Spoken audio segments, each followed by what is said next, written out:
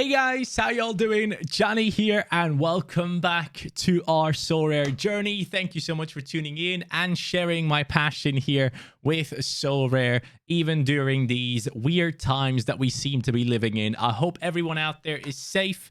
I hope you guys have been able to avoid this conflict that has been going on these days, but much love to everyone out there. I really hope this whole thing will get resolved and yeah, life can go back to normality. But yeah, that's a completely different topic. I know you tuned in for Sorare, so let's dive straight into it. Guys, in today's video, we're going to be going through my lineups for game week 248.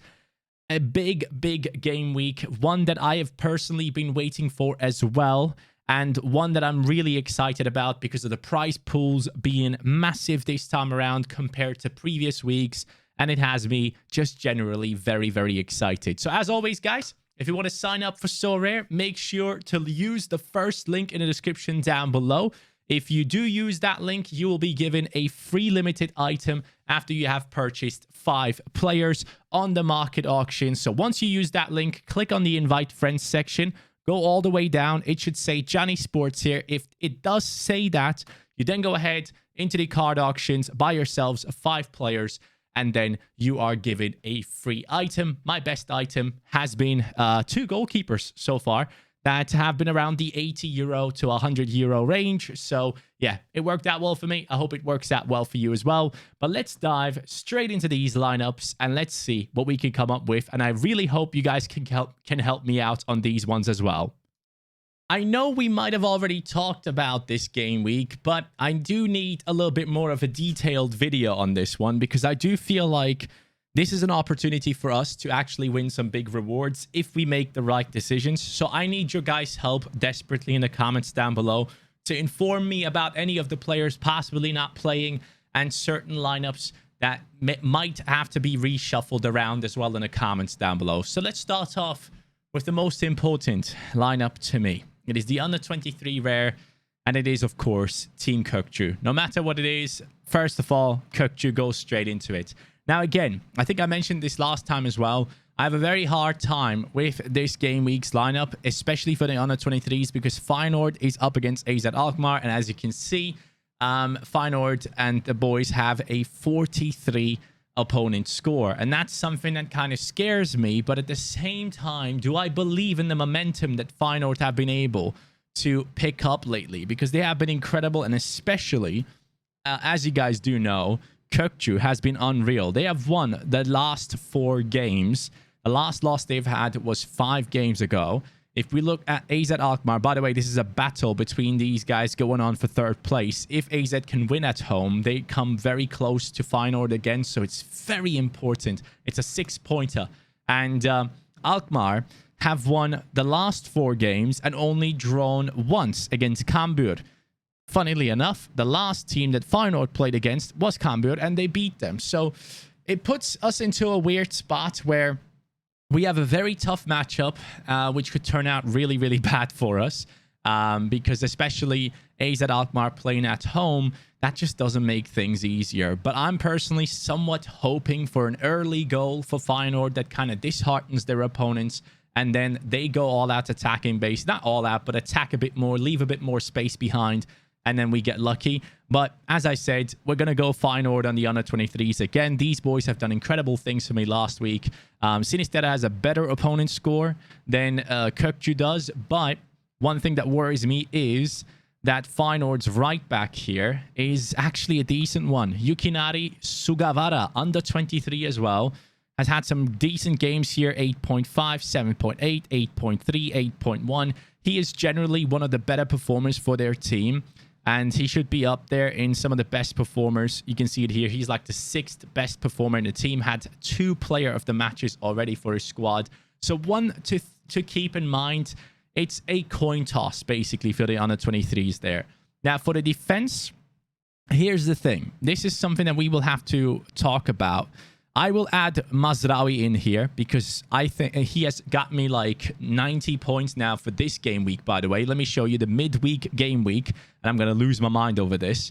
So for some reason, all of a sudden, Sampaoli, the coach of Marseille, decided, you know what, we're actually going to go full strength. They have won 3-1 at home, and I thought the 2-goal difference would lead to them going ahead and not necessarily using their best team. But after the captaincy, Mazraoui gets me like 90 plus points, 96.56 points actually we're on right now in AllStar Rare. And I have Caleta playing, I have Saliba playing, I have Dimitri Payet playing. All of them are in the starting lineup. I'm going to lose my head with this coach. But we still have Caleta, Ruiz, and the common Daniel Malen to go ahead and play their games. I am personally hoping for the 205-point threshold. If you can get that, that'd be great. Pau Lopez, of course, has been benched again for Mandanda. Why wouldn't he? But yeah, that is the current situation. So for this week, hopefully we can still get the threshold because of the incredible performance of the captain Mazraoui in his debut for the club. And against Go Ahead Eagles, I have a lot of faith in him. I think Ajax is going to dominate that game. I think Mazraoui could have another game in which he gets a decisive, but most importantly, I am looking for a clean sheet and also some good all-round scores from him to get like a 60-plus score, ideally. And maybe he gets involved into the attacks one more time. That goal that he assisted in the midweek games was a class cross. He saw his teammate at the far post. He was completely by himself, crossed it over to him, hits it on a volley, they score. So that was great. That gives me faith in Mazraoui. Goalkeeper-wise, we are looking at Utrecht playing against Heerenveen. 55 opponent score. That gives me hope, but having seen Utrecht play lately, it kind of worries me. Maybe on a not completely mudded pitch, Utrecht can do better, because that last game that I watched, by the end of it, the Kaiser was completely covered in mud and the entire defense was basically. They were fighting hard but conceded in the last minute. Still, the Kaiser, of course, is our goalkeeper, one of our weaknesses in that under-23 side, as we have built a very strong side in the rest of the team. Now, this extra I'm going to leave open, and I'll show you why. If we go into Champion Europe Rare, my friends, we have the likes of Pau Lopez, who's guaranteed to play. We have the likes of Caleta Car, who always goes into this Champion Europe lineup. We have in the in the midfield position, we have Dimitri Payet. Again, Marseille, 2nd against 17th. They are playing away, but this is the last easy fixture for Marseille. So will they finally step up and show me what they can do?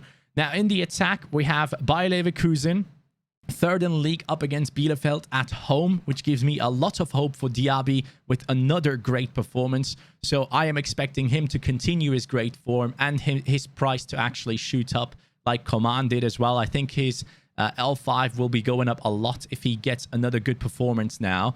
And for the extra spot, now that we have 3 Marseille players in here, I had someone in our Discord tell us, I think it was Bronze, who said, how about you actually risking it big time one last time for the Champion Europe Rare and go like nearly full stack of Marseille?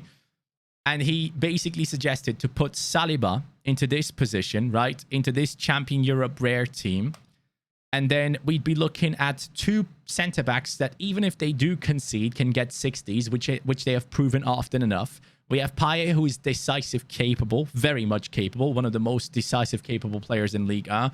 And then you have Diaby, who is on insane form right now. Yes, he's on a 23. Yes, I would love to use him there. But for now, I think this might be the play. I know this weakens my chances of winning something with the under-23, but I feel like my under-23 lineup this week is not necessarily the one that I should be focusing on based off the matchups. This is an amazing team. We have 17th against 2nd. Marseille has to get better again, and I hope they bounce back. They are going to play Karabakh today in the Europa League, so I'm going to be watching that game, seeing how the boys do. Hopefully no one gets injured. But yeah, I would probably go ahead and captain Dimitri Payet on this one. I feel like it's the right choice.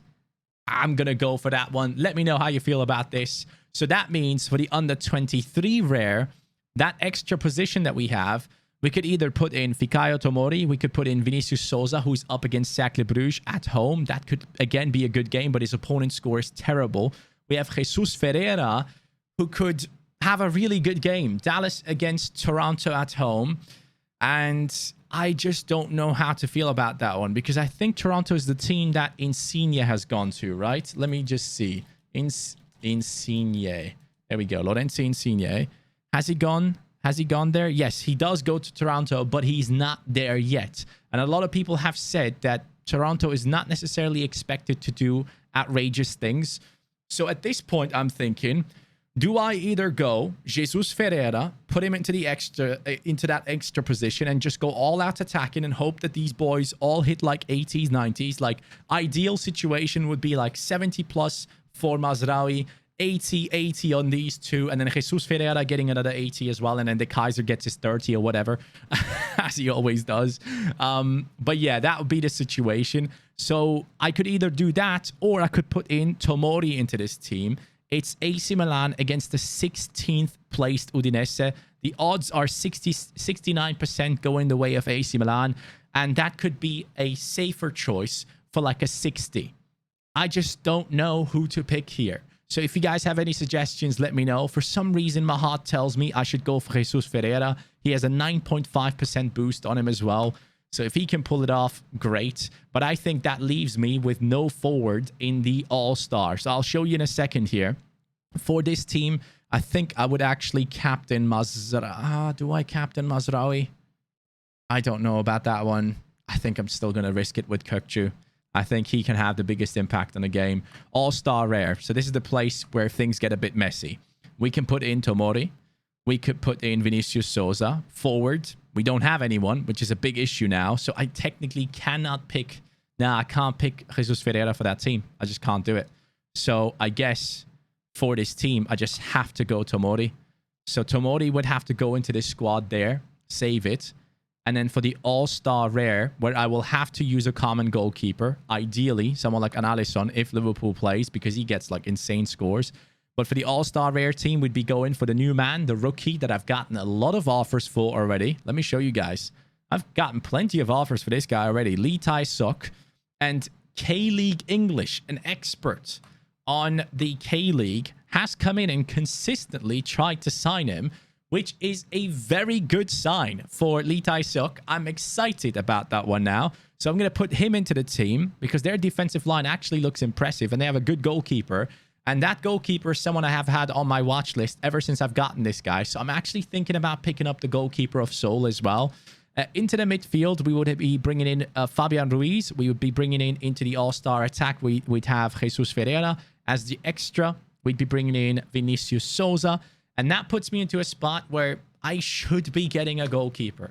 It's a total waste to have amazing players like Fabian Ruiz, Ferreira, and Vinicius Souza on his day wasted in a team like this if I don't have a rare goalkeeper. So let me know, guys. Do you think it's a good shout for me to go ahead and bring in this man? So their team, talking to a lot of people, has been getting some...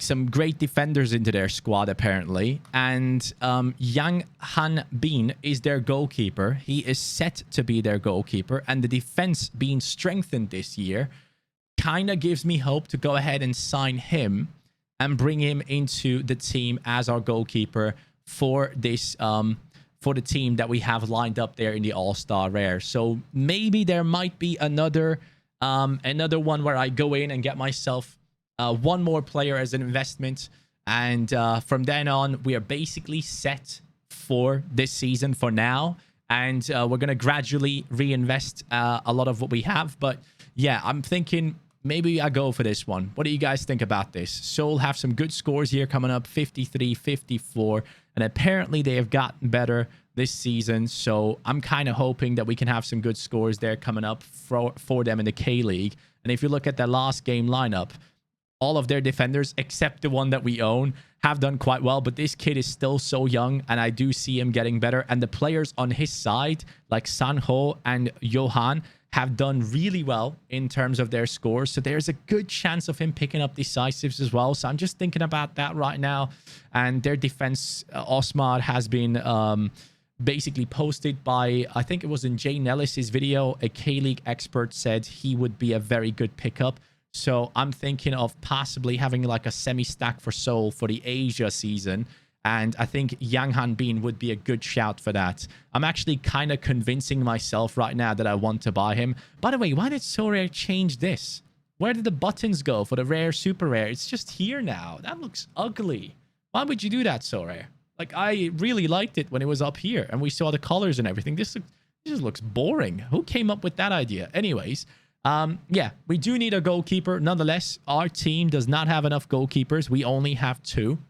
And none of them have been able to perform well for us. So goalkeeper position is a big issue for us. And ideally, I want to bring in someone that has a good defense ahead of him. So it looks like Yang Hanbin will be my #1 choice for these upcoming weeks' lineups. So going back into it, in the AllStar Rare, possibly bringing in Yang Hanbin there, and then having these boys, that could still bring us some rewards in the upcoming game week, even if it is a 0.02 E threshold or a tier 3 rare, whatever it is. I think I'll be pretty pleased with that one. The prize pools are quite massive for AllStar Rare. It goes down to 600th. So if you get around like 350 points, apparently, you'll be looking good for making it in there. So I'm thinking about that, guys. Let me know in the comments down below how you're going to be lining up your teams. I think I need to get this goalkeeper, and right after this video, I might actually go ahead and do so. So let me know what your thoughts are on the lineups. Do you think it's the right choice to go ahead and put them together like we have for this upcoming game week, with the Champion Europe Rare going for a final punt of trying to get something out of that Marseille stack, and then the Under 23 Rare bringing in Tomori first against 16th. They failed against the last place team. I don't know if they will do that again. One thing I want to double check here, though, is actually, does Udinese, do they have like a tall striker? Because that was a big issue for Tomori. Who do they have? They have Beto and Deulofeu. Okay. I think he can deal with those. Deulofeu is not necessarily a tall physical striker. So I'm thinking Beto here, 24-year-old. He's tall as well. 1 meter 94 centimeters. Oh, God. This guy's a tall lad, isn't he? How's he performed this season? 22 games, 8 goals. Ooh, boy. He, like, if this is a formation to go after and, like, take this as granted, he plays in that position where he would be up against Tomori, and Tomori struggled against the big boy from Salernitana. Anyways, I'm just going to hope that things are going to go our way, guys. The lineups are built. I am still somewhat scared of what's going to happen, but I have a very good feeling about this Champion Europe Rare team again, just for Marseille to go ahead and let me down again. But if I had to pick one team that I have my most faith in, it would be this one to perform well, because the matchups are extremely favorable on paper. 56% win percentage here, or the odds, I should say, for Marseille, 74% for Diaby, and with his current form and the momentum, I am hoping for big things. And I'm going to be watching the Marseille game tonight, seeing that hopefully there won't be any injuries to the players that we have. If injuries occur, obviously midweek, there will be changes that we have to make moving forward. But tough matchups in the Under 23, and lots of hope, guys. Lots of hope of things to work out. I'm going to go ahead and get myself Yang Hanbin and complete that semi-stack of defense in our team for the AllStar Rare, and dabbling more and more into the Asia region, which I am excited about, especially for the summer period. So thank you guys for watching. I will catch you on the next one. As always, much love to you. Let me know your thoughts. Have a great day. Take care and peace.